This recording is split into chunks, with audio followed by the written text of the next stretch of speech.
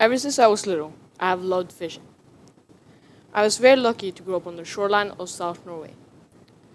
I could sit in a boat for hours on end, just fishing. Fishing makes me calm and happy, and the adrenaline kick when a fish bites, it feels amazing. Since I moved to Bali less than a year ago, I've had many nature experiences. I have explored the sea through fishing, diving, surfing, and snorkeling. I've hiked 3 active volcanoes, Batur, Bromo, and Ijen, and the tallest waterfall in Indonesia, Tumpak Sewu. It was through some of these experiences I met Kadek. We'll get back to Kadek later. Being outside and being active has always made me happy, and it seems to make other people happy too. But in the world around me, people seem to be more and more on screens. And I'm right. In my research, I found many results, but what they all had in common is that screen time has increased over the 10 last years. Studies showed that on average, people spend 42% of their waking hours at a screen. Being on screens has many downsides, including eye strain can lead to depression and social issues. But being outside has the opposite effect. According to the Mental Health Foundation, nature can generate positive emotions such as calmness, joy, creativity, and can facilitate concentration, memory, and impulse control. Nature connectedness is also associated with lower levels of poor mental health. Studies also show that when you're outside, your stress and anger is reduced. I'm not saying that screens are completely bad, because without them, I wouldn't be able to connect with friends and family in other countries. But screens should not replace our connection to nature. As I mentioned, I've always loved fishing and being outside. So when I started Quest, I knew I had to do something related. So I thought for a while until I landed on teaching and having nature activities with Kakache. Kakache, or the Kuku Connection, is Green School's learning exchange program to benefit both the local and expat community. Every week, local kids come to Green School to have activities and to learn English. Unlike Green School students, Kakache students don't get to spend most of their days outside. I want to examine if being in nature could affect their happiness. So I planned a program for about 15 of these Kakache students. And I made a survey that the students would take before and after every activity to see how being outside could affect their happiness, energy, and mental health in general. When I started, it was hard because I wasn't organized, and I was starting to stress about not knowing how to teach. When I went to the first lesson, I found out I wasn't prepared. I didn't have the survey, I didn't really know how to do the activities, and I didn't know how to talk to the kids. Most of the kids didn't speak English very well, so they didn't understand all the instructions. As the lesson, but luckily I had support. Diana in grade 10 and Pakeni helped me translate and communicate with the children. Little by little, I got less anxious, more organized, and confident. I had 4 lessons in total. Bioblitz, sound mapping, fishing, and nature mindfulness.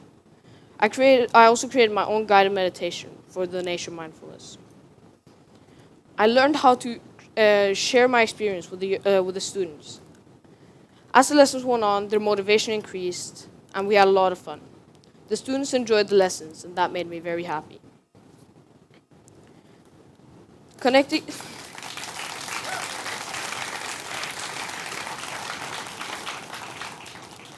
This shows that connecting to nature not only builds healthy lives and promotes well-being, it can also inspire responsible consumption and climate action.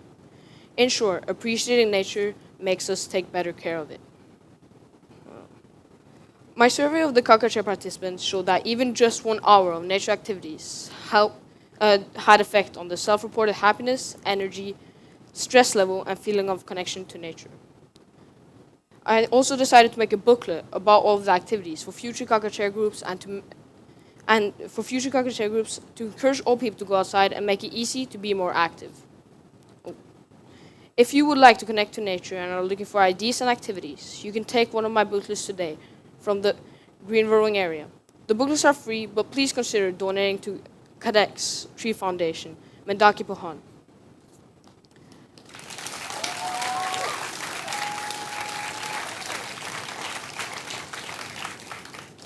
This brings us back to Cadec.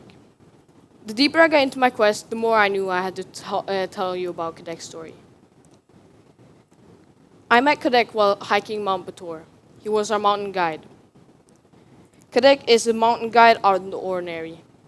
He didn't wear shoes. He walked barefoot as he played his guitar, sang, and smiled, his wide, friendly smile.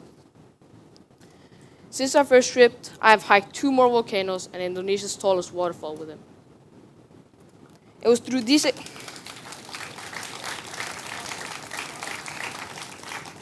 experiences, I learned a lot about his life. Cadec had to move to the city and live alone at the age of only 12. He experienced a lot of anxiety and developed both OCD and Tourette's. His symptoms took up 70% of his time and energy.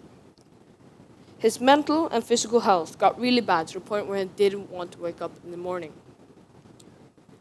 But then, one evening, when he was back in his village, he saw lots of light on top of Bator that looked like stars.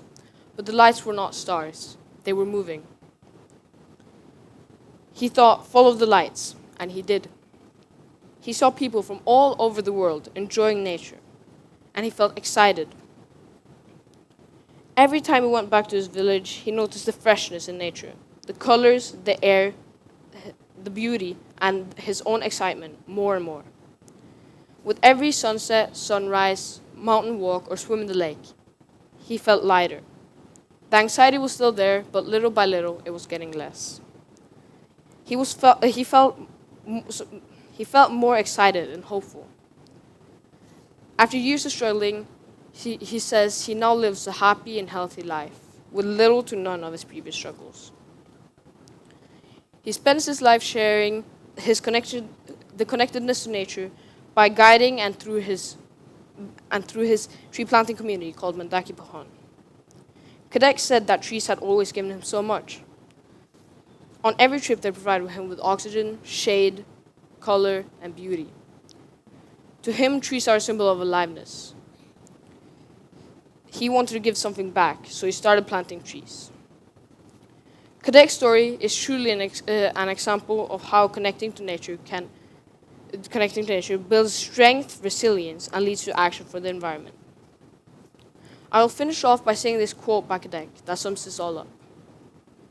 The real world is out here. To experience it, you have to be outside be in contact with the elements. Be out here in the real screen.